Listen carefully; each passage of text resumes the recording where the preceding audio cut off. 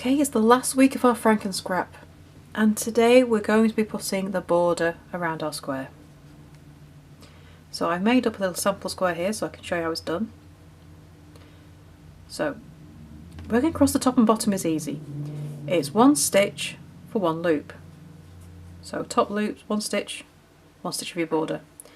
For the sides, we have to keep notes of what stitch we're working into. If you have a treble stitch, you'll work 3 stitches into the side of that post. For a double crochet, 2 stitches. A single crochet is 1 stitch, half double crochet. If it's a half double crochet row on its own, you usually treat it as a double crochet and put 2 stitches into it. But if you have several together, ideally, this is how you do half double crochet. 2 stitches into the side of one row, 1 stitch into the side of the next. So for 2 rows of half double crochet, you want 3 border stitches. So let's work into this one and I'll show you how it works in practice. Okay, so I like to start my border with a standing single crochet. So wrap your yarn around twice, makes a nice loop, and join into any stitch. So I'm going to start across the top just because it's easy, and that is my standing single crochet. So I'm just going to mark that stitch, and then across the top just make a single crochet in each stitch. So we're just going to set up our border with a row of single crochet, a round of single crochet, now we're on the edges, so we can start working our proper border stitch in the next round. So once you get to the corner, you're going to make 3 stitches into that corner stitch, and that will give us a nice round corner. Okay, so this first stitch I've got here is a treble crochet, and I want 3 stitches into the side. So I'm not counting this stitch, one of these 3 as the first one. So 1, and I put another one in there, and you just look for the gaps of where you can place it. And there's my third. So I have 3 stitches into the side of that treble crochet stitch. Next stitch down is a double crochet. So I prefer to kind of put my stitches kind of halfway through the stitch, because otherwise it just creates this big hole, which I don't like. So I'm going to get my hook between those stitches there. There's my first stitch into my double crochet. I'm going to put the next one down here, make sure it comes out the other side, and that's my second.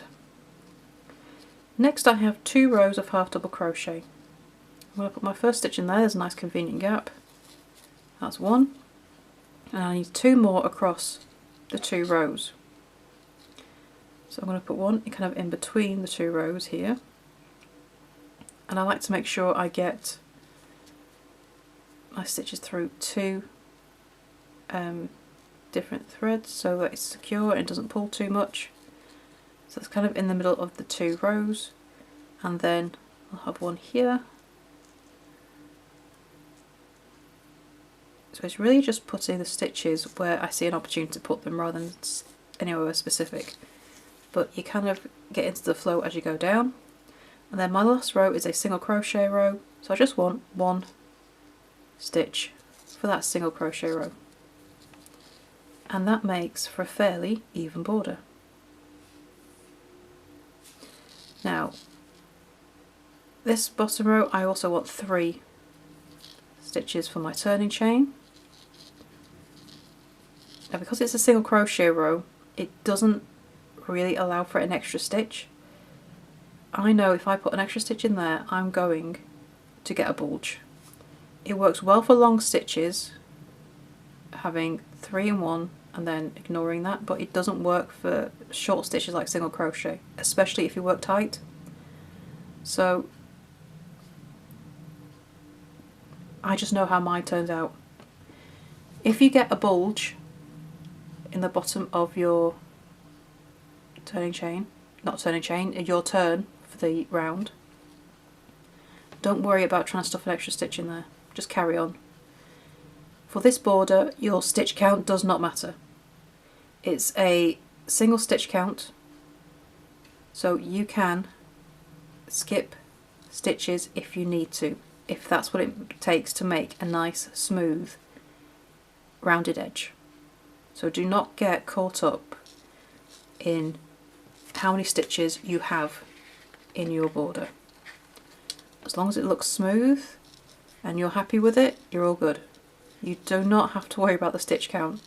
So I deliberately chose a stitch for the border that doesn't have multiples. You don't need to keep count for. So do not worry if you end up skipping stitches, accidental or otherwise. And then across the bottom it's just a single crochet in each stitch.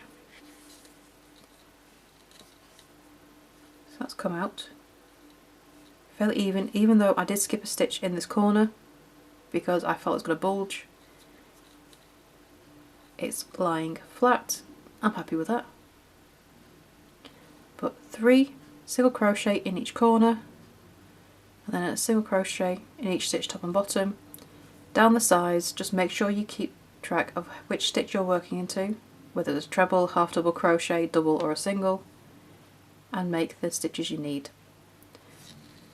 Okay, so it's single crochet all the way round. I haven't woven in the ends for this little square, but never mind. 3 and back up the side. So I've got a single crochet row, put one in there. I've got a half double crochet row, put one in there. Another half double crochet row, so I'll put 2 into this one. Ooh. Hang on, half double. Half double. Just put another one in there.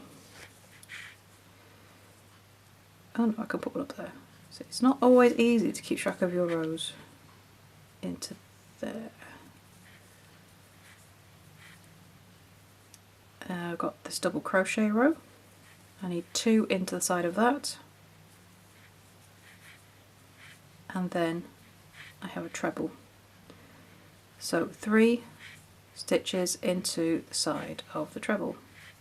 Once you've got this first round done, it gets much easier to keep track of your stitches because you're just working into the loops of the round before, and this is where not weaving in my ends is going to bite me.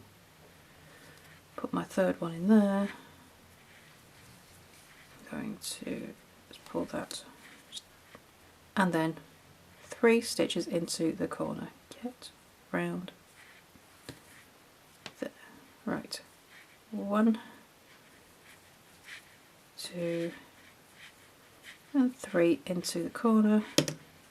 Pull that back tight and we should be fine. And then across the top. This is why you should always weave in your ends before you put border stitches on. Right, but this is for demonstration only, so I can get away with it.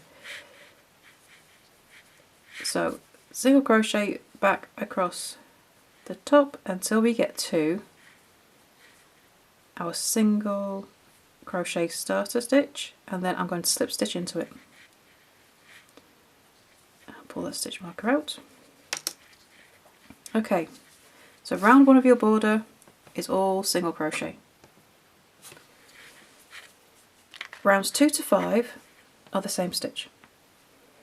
Okay, I'm going to start with a chain 2. And we're doing the half double crochet herringbone. So we did this as one of our little pieces, but in the round it looks a little bit different and I really love to look at it, so I decided to use it again.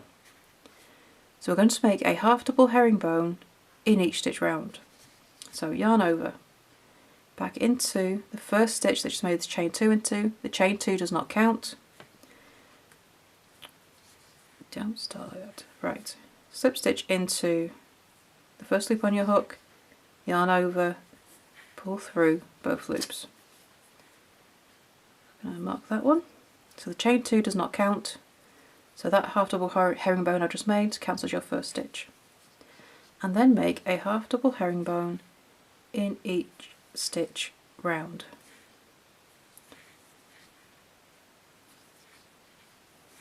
So when you get to your corners, you're going to make 3 half double herringbone, and your corner counts as the middle of the 3 single crochet, and you will make 3 half double herringbone into that stitch. Okay, so 1 more,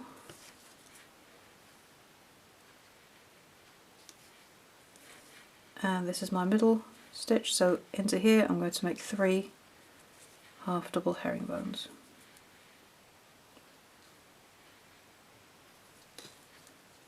One, two, and 3.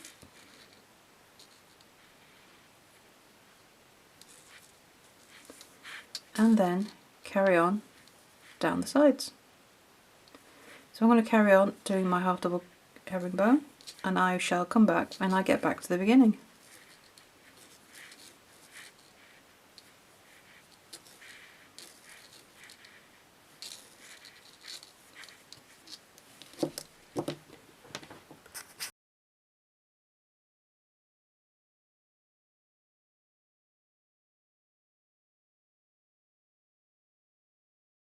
So there is my last half double herringbone of the row, and I'm going to slip stitch into the first one. Take that stitch marker out, and we'll begin the next round the same way as we did the last. Chain 2, make a half double herringbone in the same stitch. That chain 2 does not count.